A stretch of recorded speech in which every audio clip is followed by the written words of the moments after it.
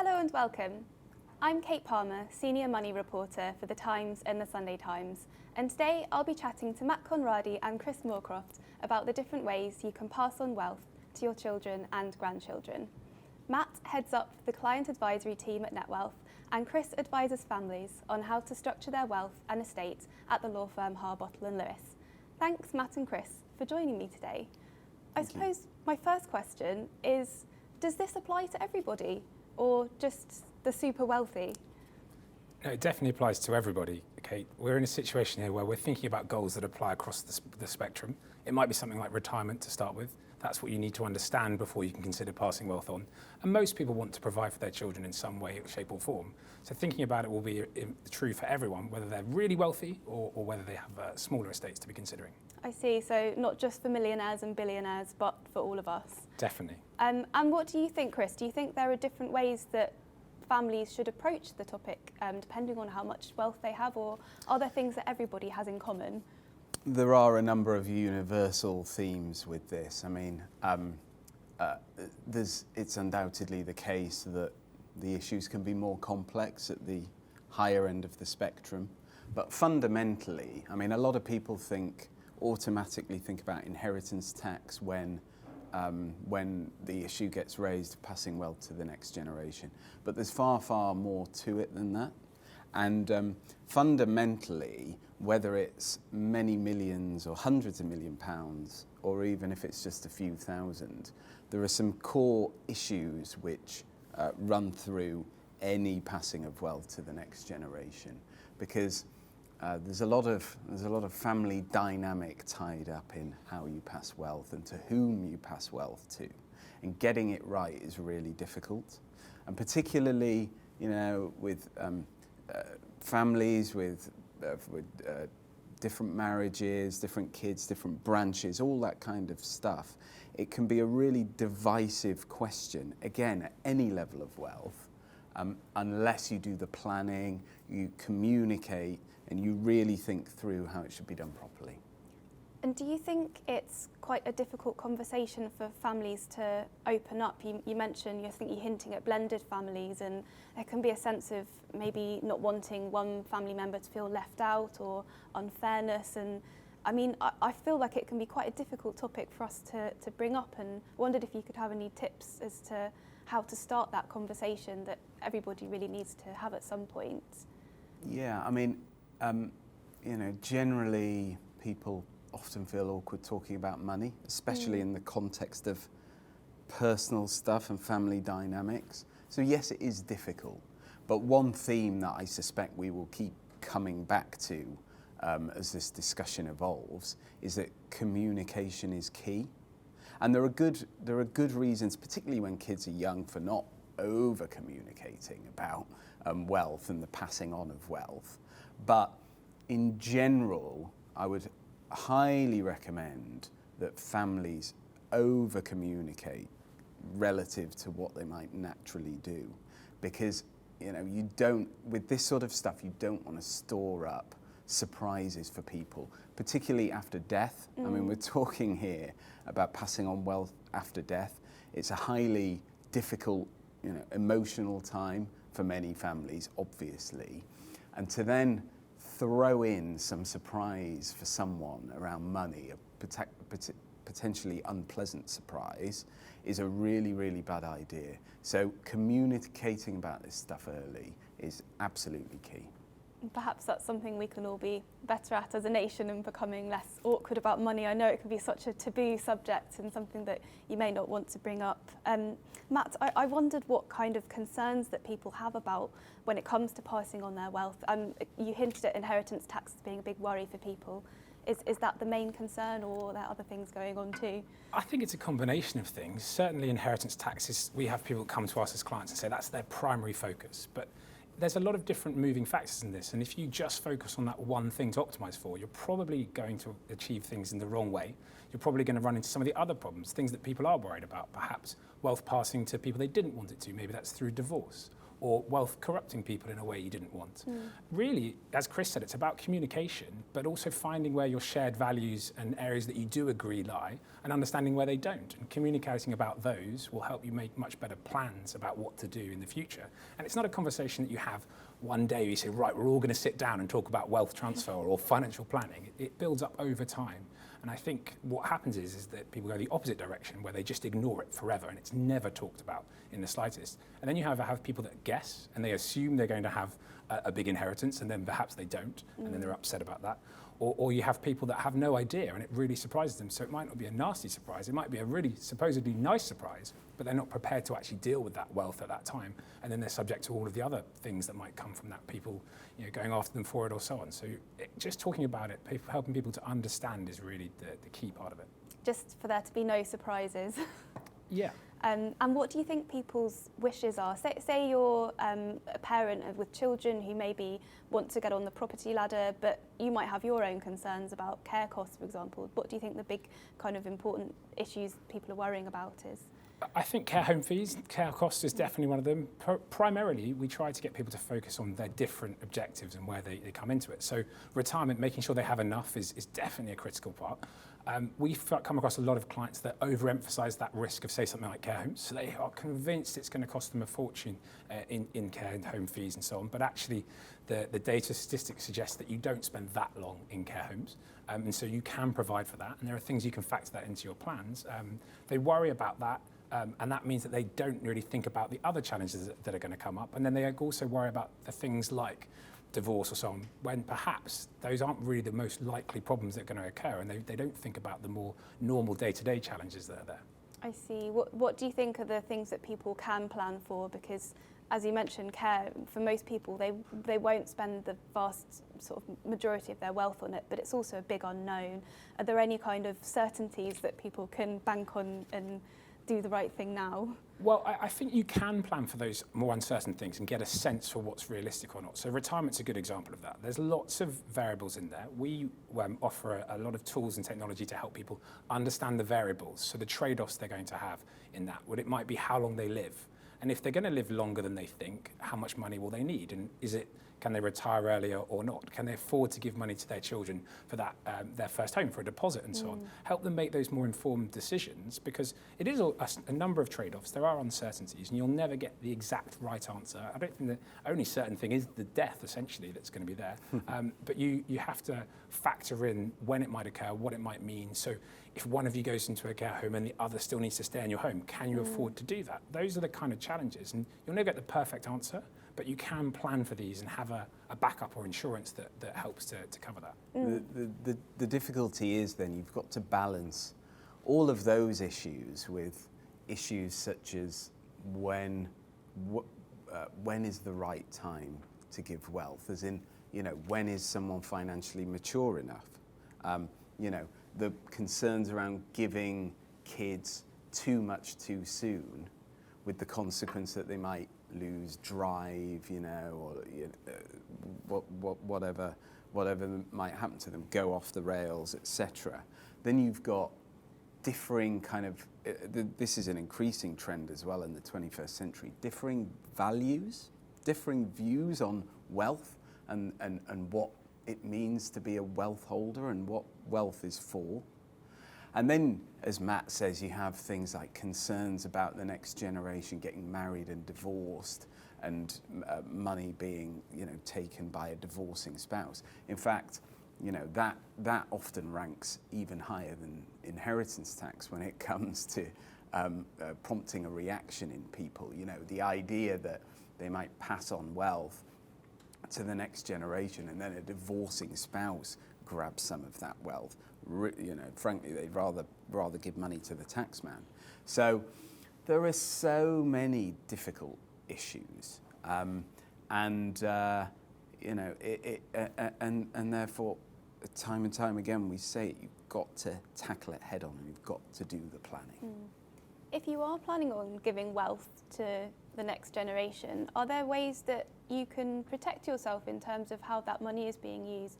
You've obviously mentioned the scenario of perhaps if your son or daughter buys a property with a partner and the relationship ends, that can put you in quite a vulnerable position. Are there mechanisms in place to try and mitigate against that? Yeah, there are. So, I mean, at one end of the spectrum, you've got the parent or the grandparent, whoever it is, retaining the wealth themselves until they die, and they retain control, but there's all the downsides that come with not having passed on the wealth, which we've started to touch on today.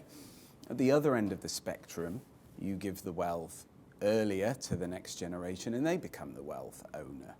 And that might be better from an inheritance tax perspective and for other reasons, but then there's downsides with that, including the divorce risk and getting too much too soon and all those sorts of downsides.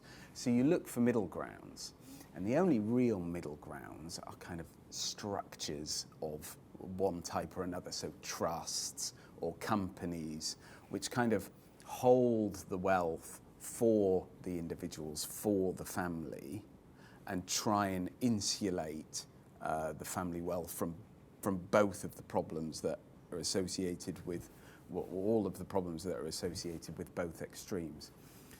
Trust is the classic one, and in many ways it's the best one. It's something we've been doing, particularly in the UK, for hundreds of years in these kinds of situations. The problem with trusts, very simply, and there are several, but the big problem is that they've been clobbered from a tax perspective and made much more difficult to use over the last 15 years. And so there is usually, not always, but there's usually a limit to the extent to which you can do planning with trusts without it becoming very tax inefficient.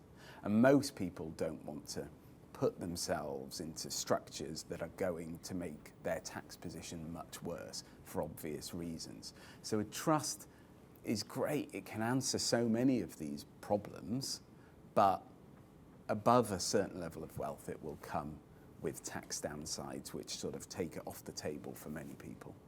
And what might the alternative be? Would it be as simple as having a conversation about where the money should go and trusting your family member, or are there any other ways to kind of make sure that your money is protected? I mean, one example might be if you'd like to gift money to a grandchild and make sure that once they reach adulthood that it will be spent in the way that you would hope it would be. So that is communication in lots of cases. Deferring it can help, but only if you communicate about it as well. So, for example, making pension contributions for a grandchild or a child, you're deferring it out so they can't touch it until they're in their 50s, but you've still got to communicate to them about why they're going to do that and what they're going to do with the other money. Giving money to a grandchild as well. We see lots of examples where parents fund JISAs or grandparents fund JISAs and then say, well, this is planned for university. If you then have the conversation and the expectation for everyone is that this isn't just a pot of cash that arrives at 18 and they can go do what they like with it, then that can work. And maybe you balance it and say, well, actually, you can spend some of it on a gap year or some of it on something that's really enjoyable for you, and then some of it goes towards your education. And it's about starting to blend it together. I think those ideas of trust and so on are definitely really useful, and they remove all the other problems that exist. All the other strategies are sort of testing the water and blending it through in a way where you have got the problems, the risks are still there, but you can do it in a way where you have a little bit of control and you can just sort of see how you get on with it and see how your children and grandchildren respond, because that's often the biggest challenge, is that parents are just worried. They're not sure how they're going to react to it, and you can test it with smaller amounts and see how it goes.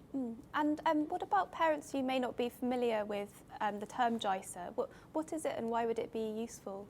Sure. So, JISA is a junior ISA essentially. So everyone in the UK, if you're a UK resident, has an ISA allowance. If you're an adult, it's $20,000 a year, and if you're under 18, it's £9,000 a year that you can save. Now that adds up to a lot of money if you do it every year for a child. So if you're going to do that, you need to have a plan, because when you put money in a JISA or a junior ISA, it is their money, and at 18 they have an absolute right to that money. So you do need to have a plan for what happens at the end, and you need to think about how much you put in. But because of those annual allowances, you can do it again in stages. As they get a bit older, you can think twice about whether you're going to give them that kind of money or not. It's just about blending these things. And as I understand it, when the child turns 16, they can start making investment decisions, which I'm sure is very exciting, someone engaged with their finances. And I wondered if you had any kind of rules of thumb or investment strategies that might be useful for a junior ISA from, say, a 0-year-old up to a 16-year-old? Are there any differences? Yeah, I think when they're very young and they can't access it till they're 18, then you can afford to take some risk for that if you want to, and think about that. I think bringing them on board sooner rather than later. Don't just announce it at 18, here it is. And that goes for both the purpose for the money, but also about it, planning for it. So showing them, okay, well, if we invest in this way, there's some risk to it. Introduce the simple concepts. You don't need to teach them about investing in a single stock, but you can teach them that if they invest in equity markets, there'll be some ups and downs, but they might get more return. Slowly educating them. This will put them in good stead for the rest of their life, whether they get a big wealth transfer or they just save as they go along. They're going to need to understand these concepts. Yeah. Do you see many children with pension pots set up for them? I find that fascinating. A under 18-year-old with a pension of their own already. Yes, yeah, definitely. We see some quite sizable pots that add up. If you do that every year, we've got children of clients that turn 18 or 19 that sort of have 80 to 100,000 pounds in pensions saved up over time. And that's fine as long as there's a plan for it, again, and explaining to them and saying, well, maybe this means you don't have to contribute as much to your retirement, so you can spend it now. That's a helpful sort of plan. But again, they need to understand around that so that they then don't waste that or aren't taking advantage of it. And I just want to pick up on one of the words Matt used there, which is about purpose. Because one of the very best things I think you can do when you're considering wealth transition is to try and come together around some common purpose for the wealth and sort of not only communicate but also collaborate. So, if we're talking about investment strategies for kids who are maybe 16 or 18 or whatever, they're probably going to be very interested, or they may well be very interested in kind of green portfolios, environmental issues. So why not kind of bring it together around those kind of strategies so that the wealth doesn't need to be this difficult thing that we don't talk about and it sits in the corner until someone dies, but it's something that the younger generation can actually see as a positive thing, as a force for good earlier in the process, and that would have an immensely positive effect in loads of cases. I love that idea, just everyone talking about it together and having a kind of a shared purpose and just talking about their values, because it's not just about money, it's kind of your core values and also your aspirations in life, buying property, having a home and having the best outcomes in later life and retirement as well. And I know we touched on care homes earlier. I wondered if there are any strategies that you think might be wise for people just to anticipate any care costs, whether it's saving early on or anything else that you advise to your clients. Yeah, I think not forgetting about the risk of it, having a strategy where you can have something that can be outside of your estate for IHT maybe, so like your pension at the moment is outside of your estate, but you can still draw on it if you need it for something like care home fees. So having that kind of dual purpose for something where it's efficient already for passing on wealth, but you can draw on it if you need it is kind of the right way to be thinking about it. You can invest towards that. You can do all sorts of things with your property or so on, or have insurance for it. Most of these things are expensive and don't necessarily solve the problem as well as having planned for it in advance when you really thought about it. The other strategy is just to think about sensibly about ways that won't be difficult for you. So if you're going to plan for your retirement, plan for inflation all the way through. Most people's spending drops off somewhere along the way. If you don't plan for that drop off to occur, you'll probably be keeping enough for the later life unexpected costs that are there. And if you structure how you've drawn it down, for example, and left money in something like a pension, it'll meet that secondary objective of being efficient from IHT.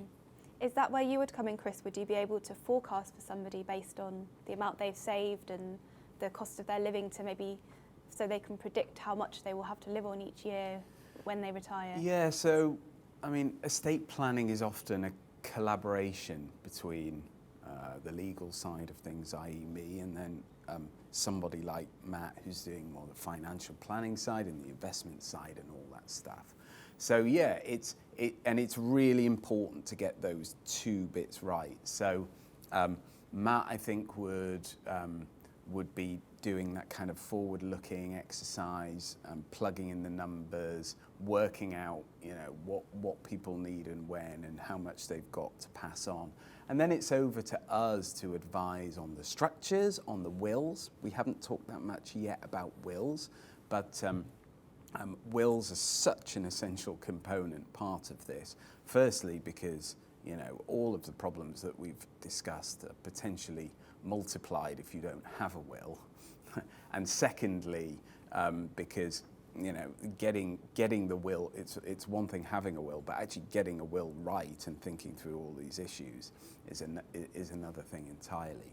So then we would kind of put together all the different documents and structures to really kind of implement the plan that is designed together. At what point should an individual start to think about making a will? Is there a sort of key point in life, such as marriage, when that might be the time to write one? Yeah, I mean, wills, it's one of those things, it's perhaps obvious and trite to say it, but it's never too early. It's never ever too early to make a will.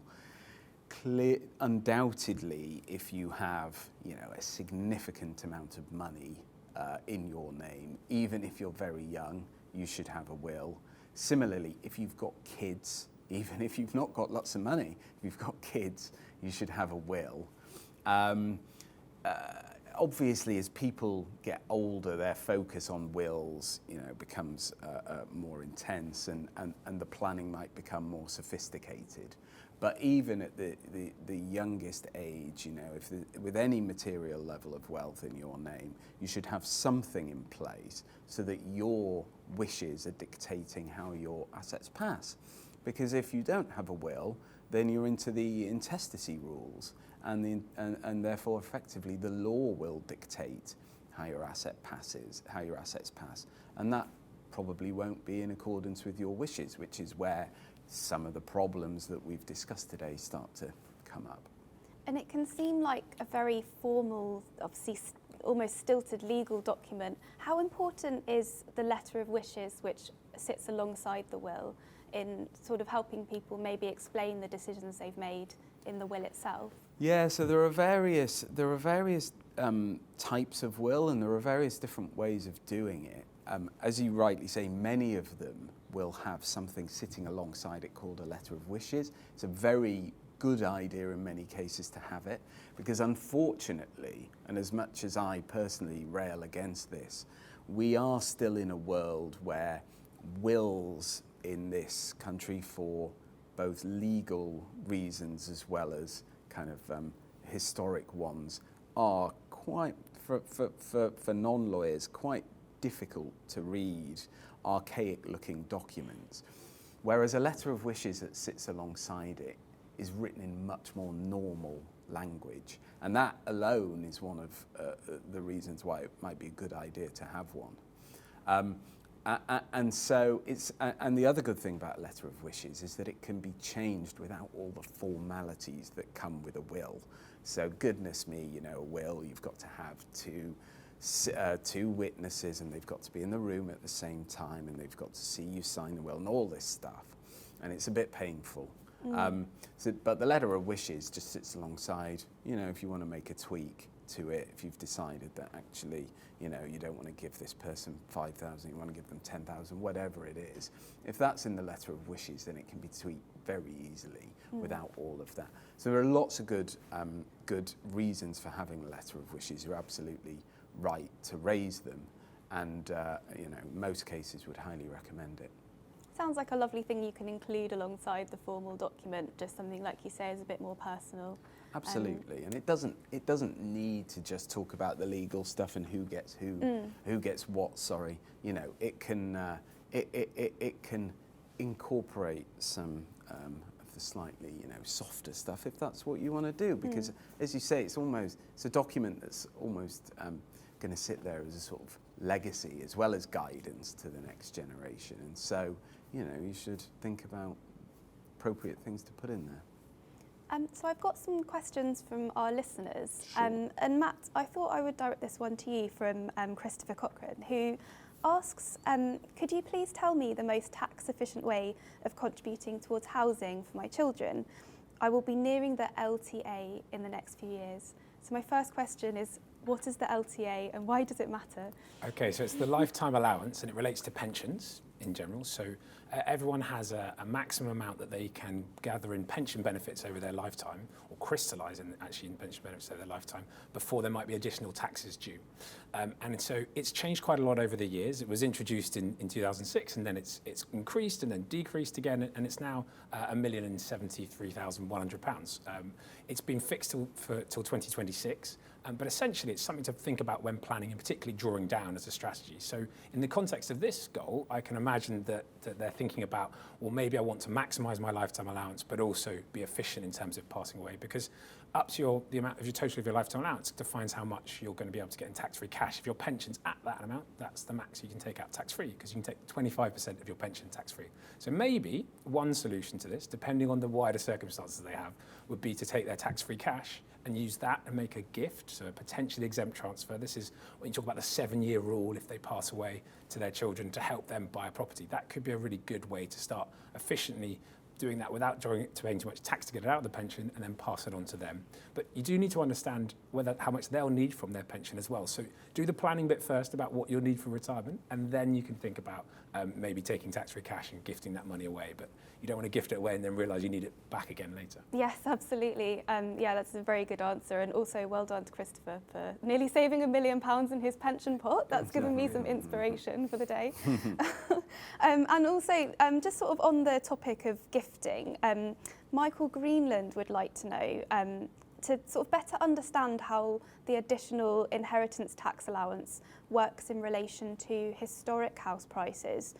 And what happens if you sell before you die? For example, if you move into a care home and sell your property?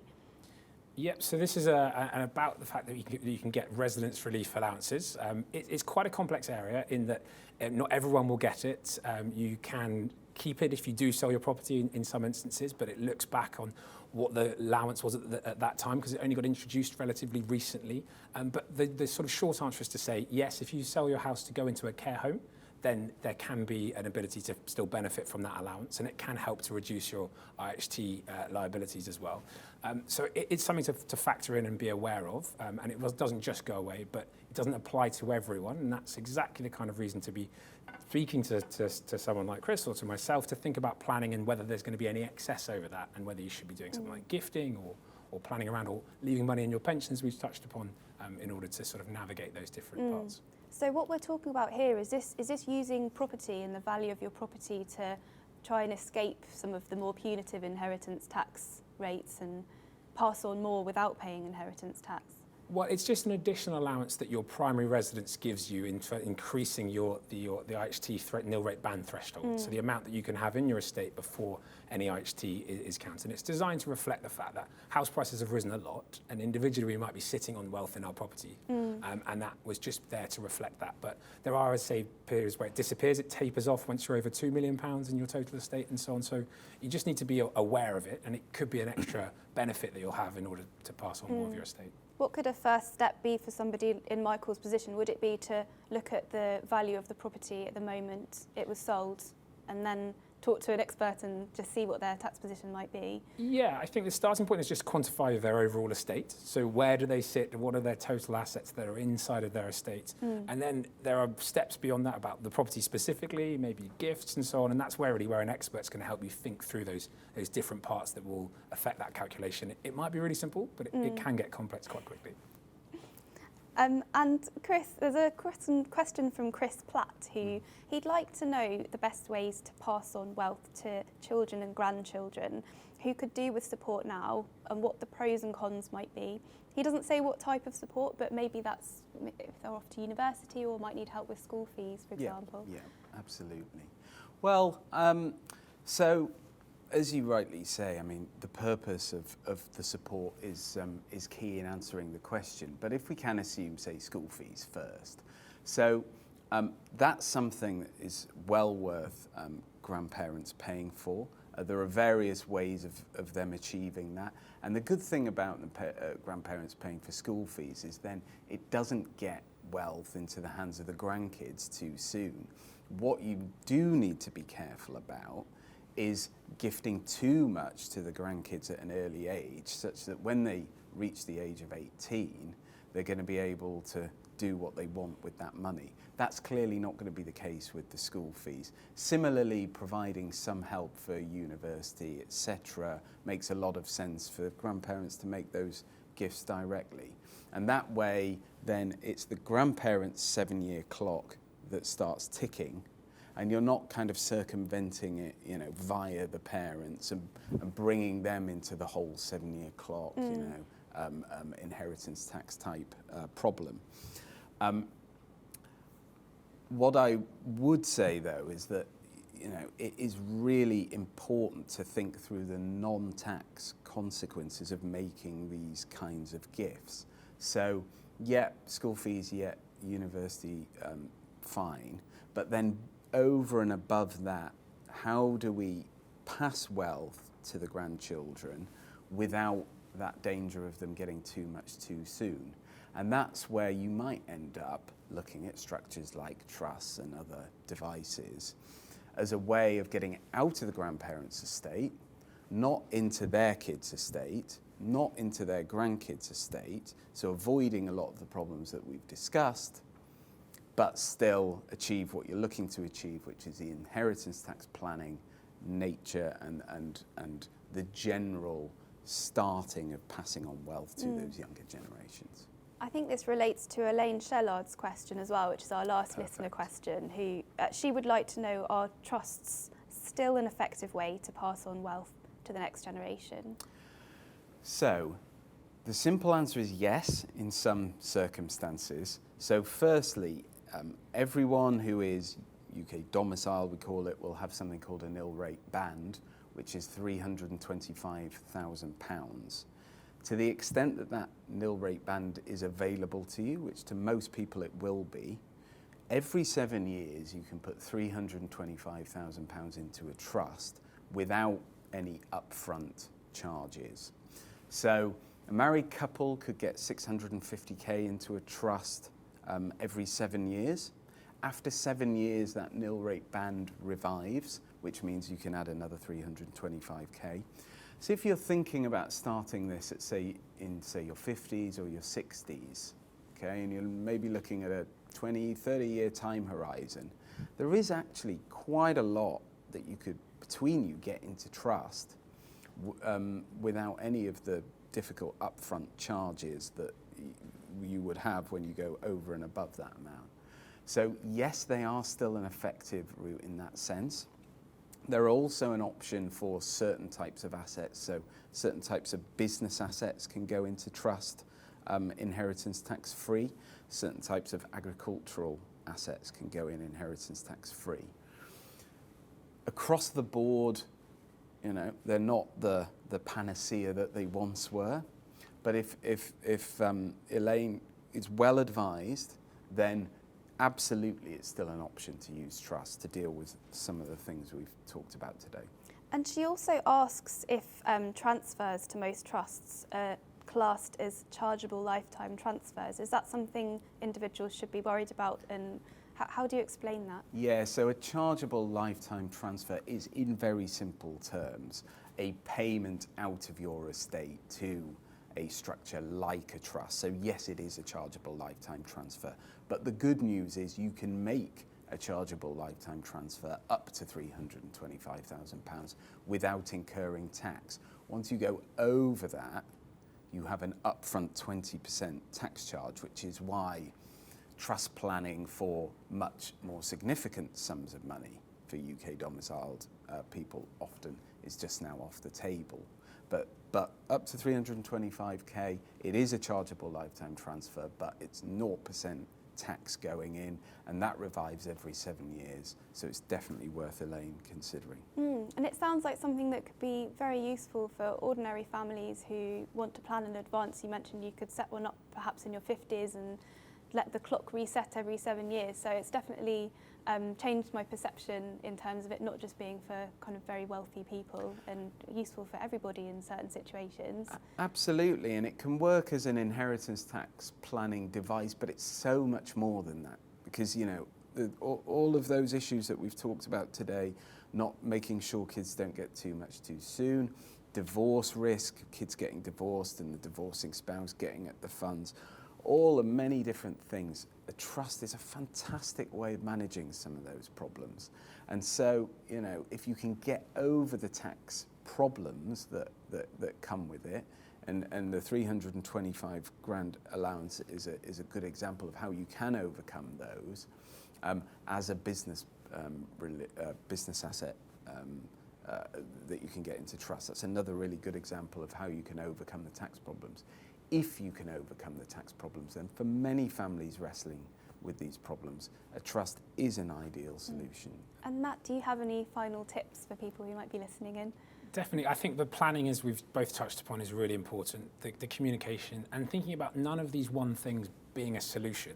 There's no perfect answer. It's going to be a combination of different parts that will work. So it might be a trust, it might be gifting, it's going to be some education, finding shared purpose. It's all of those things together that will get you the right outcome. And there isn't just one answer that solves it all. Well, thank you to Matt and Chris for that interesting discussion. And thank you to the audience for submitting your questions. The Netwealth team are now available online to answer any more you may have.